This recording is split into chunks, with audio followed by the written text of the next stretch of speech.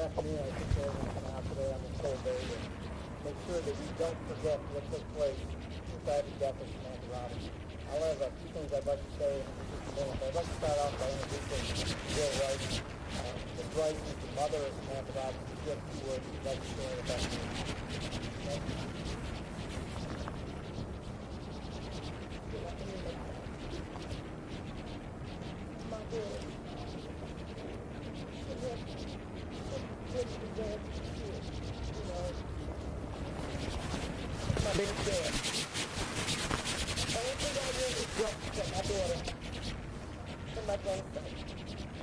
I don't hate nobody because I wasn't raised like that. Turn yourself in. It's only after you turn yourself in to justice with my grandbaby. In the hospital in Florida,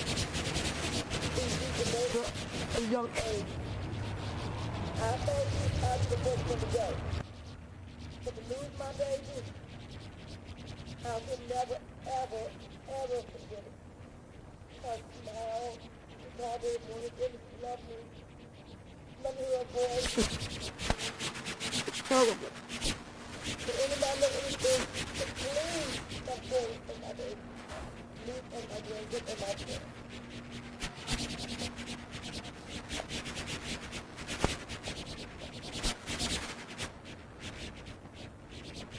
Thank you, Ms. Rice. We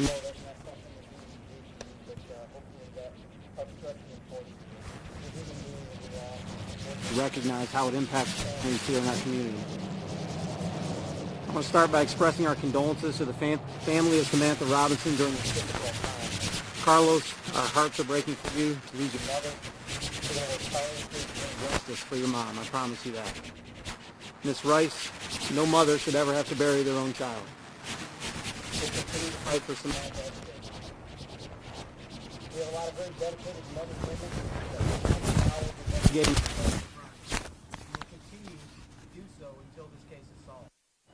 Samantha and her family deserve nothing less. We've had several violent incidents in this area over the past few months. We're working to determine if these crimes are related. However, some of these crimes involve the same individuals. In relation to Samantha's death, we are still looking for Diamante Taylor, who's 19, of Lynchburg. He also has an outstanding arrest warrant for a probation violation on a firearms charge unrelated to this incident. We're also still looking for Leandre Strange, 19, of Lynchburg. He also has 3 outstanding arrest warrants unrelated to this incident for possession of a firearm by a convicted felon, carrying a concealed firearm, and obstructing justice. There are 2 additional individuals who we believe were in the vicinity that we would like to talk to as potential witnesses. I will tell you up front, these 2 individuals are juveniles. We've spoken with their parents, and at this time, their parents do not know their whereabouts. These individuals are Kevon McDaniel, age 15, of Lynchburg, and Zyquarius Sims, age 16, of Lynchburg. If you know their whereabouts of any of these individuals, those 2 or the previous 2 I mentioned, please call 911 or Crime Stoppers. This was a tragic incident where one of our residents was the innocent victim of a senseless act of violence. This could have been you, a neighbor, or one of your loved ones. All Samantha was guilty of was driving down the road. Nothing more, nothing less. This type of behavior is absolutely unacceptable in our community. We need to come together now more than ever to ensure Samantha's death was not in vain. We are committed as the LPD to doing everything within our power to bring the perpetrators of these crimes to justice swiftly and responsibly. In order to do that, we need your help. Our ability to solve these or any other crimes and hold the perpetrators accountable is directly linked to the level of cooperation we receive from the community. We know there are people out there with information. They need to come forward. To quote Martin Luther King Jr., "The ultimate measure of a man is not where he stands in moments of convenience and comfort, but where he stands at times of challenge and controversy." This is a challenging time for us as a department, for us more importantly as a community, and certainly for Ms. Rice and for Carlos. We all need to come together to help support them in this time. I'll be more than happy to answer a few questions. But Chief, we're getting phone calls from family members of victims who are wondering what is the policy as far as updating them on cases like this on a consistent basis. Could you respond to those who are concerned? Yes, when we get cases of a serious nature like this, they're assigned to detectives. The detectives work with those victims and those family members to try and update them whenever they can on information that's relevant. Even if there isn't an update, they'll try and check back to see if there's additional information that's come forward from the public. So they try and stay on top of that while they're also managing a pretty large caseload at any given time. I'm sorry? I don't have any knowledge of whether she did or did not know them at this time. But I just want to reiterate that she was an innocent woman driving down the street. That's all she was doing. She was not involved in anything she shouldn't have been involved in. She was just driving down 12th Street. Do you know, Chief, if there is any kind of gang-related turf war that you guys are experiencing with these shootings happening in broad daylight in your room? So I can't say that there's any gang war, Andre. There's certainly, anytime we have violent crime, we certainly look to see if there's any type of a gang nexus. It's also important to understand that there are some times where there are crimes where gang members are involved in them, and they may not necessarily be a gang-related crime, if that makes sense.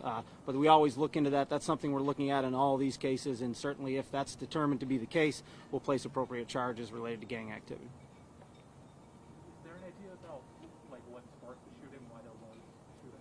That's something we're still looking into right now, but again, it's hard to piece a lot of this information together when we don't have folks who we know have information and are not coming forward to share that information with us. But that's something that we're obviously trying to determine.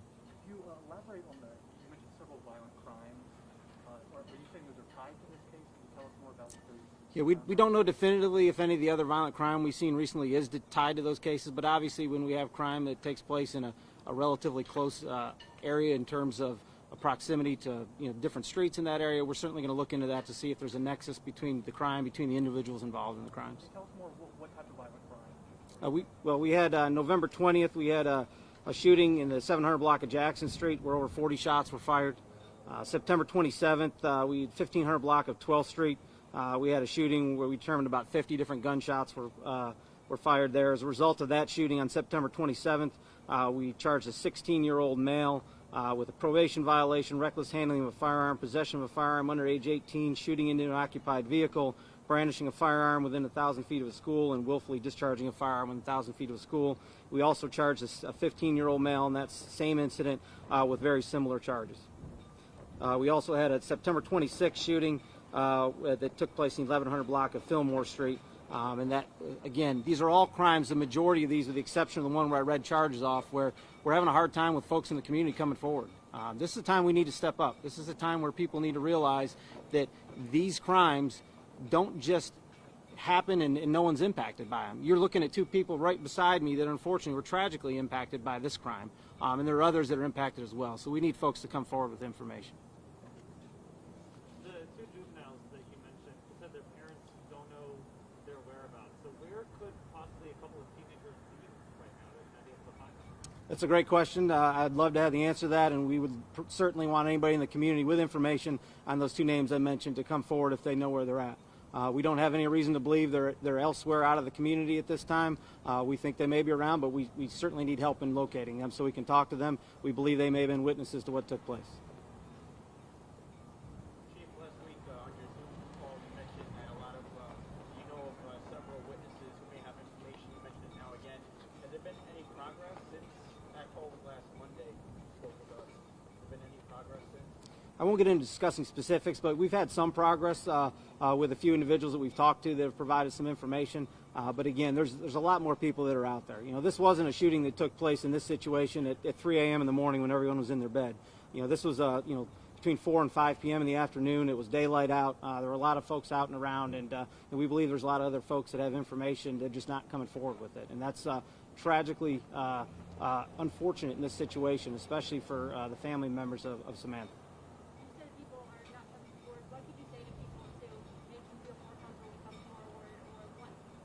Yeah, certainly. There's many ways people can come forward with information to us. They can certainly call, and we can talk to them over the phone. We can send a detective or an officer to their house. But we understand there's some people that have concerns with that, and they can certainly call Crime Stoppers anonymously to provide that information. We will not know their identity, and we will not use their identity. So there's multiple ways folks can provide that information if they have concerns about people knowing who they are. Chief, do you feel as though you have the adequate amount of support in terms of your own staff? Are you still looking to grow the department? Are they overstretched, and that's why we're not getting some of the answers to some of these act crimes, if you will? Yeah, I mean, there's a lot of times where certainly more resources are absolutely needed for our department. You've heard me speak on that for probably the last 2 years. I will tell you, we do in situations like this when we have violent crimes, we shift resources as needed to prioritize our workload, which means that some of the things that are lower priority may fall to the wayside temporarily while we can put more resources towards something like this. This is our priority right now. Samantha's death is a priority of this police department, to make sure that we gather every piece of information we can. We put all the resources we have available to it to make sure we bring justice for her family.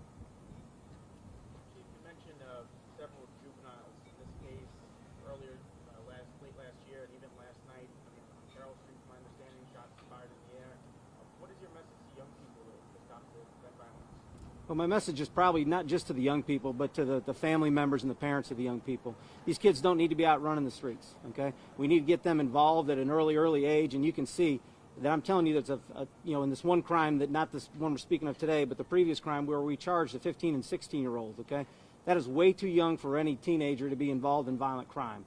That didn't start, though, at 15 and 16. That started because people weren't engaging those young men and young women early on in their lives. So we got to come together as a community to engage these folks. We've got to get parents involved. We've got to get other family members involved to make sure these kids aren't turned to the street for some type of family relationship or anything like that. We've got to make sure we're engaging them so we can keep them away from violent crime. One more question. Have you reached out to the family members, maybe parents? Are you talking to them consistently? Because sometimes I would imagine, you're 18, 19, 20 years old, you may check in with your mom or dad.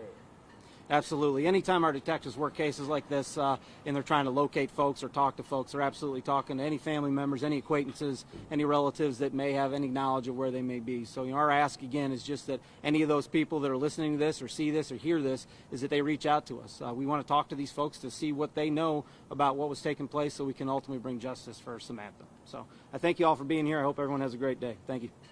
And I will send you all the spelling of the names, along with a photo of Leandre's friend.